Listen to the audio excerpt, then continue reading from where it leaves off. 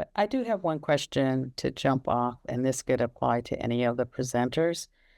If, in looking at your work, how might you project forward like 15 years ahead of time in the future, to think about how might you envision the changes in technology and research with your practice and research?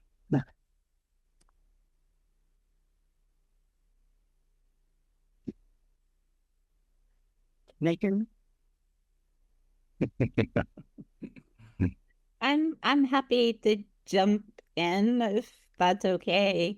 I've been thinking about this question a lot recently as I think about the immediate future, which is that as a teacher, I will go back to school in August. And I think one of the things that is perhaps going to be something I experiment with in the fall is this idea of human to human connections and how might we use new technologies to facilitate those very much individual and collective connections that humans can make among one another, to learn from each other or to try to meet shared goals together or just to be in community with each other. I think when I consider what's most important about what I can offer to students, it is that sense of being able to build human community around shared questions, and then how might we engage new technologies that would help us to do that more meaningfully. Thank you. All the presenters have their cameras on. So Christopher, Heidi will not be here. There's a little snafu.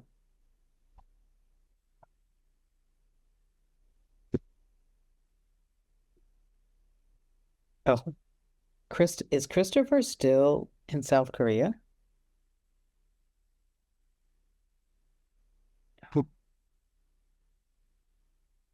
Okay. So can anyone that wants to ask questions, do you want to type them in the chat and George and I can read them off or take turns? I know that Savli is here. George, you have any questions? Savli, did you want to answer the question that Michele posed or have a comment toward it? I think it's a massive question, which I am also sitting with right now. Currently trying to decode the present situation of things. So the future is a little further away for me to answer about. So I'm just going to sit with it, think about it for my further practice. That's actually a great answer. and knowing Michele, when you get to know Michele, she's deep. She'll bring it, so let's see. Joelle has a question. I'll read it off. Can you expand on the concept of contested design histories and the importance of design as a shapers of worlds and sites of generative futures?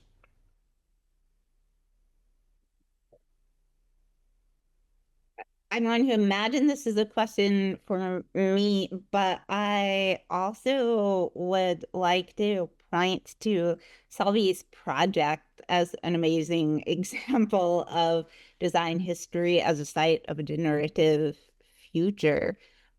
So definitely let's save some time to hear from her.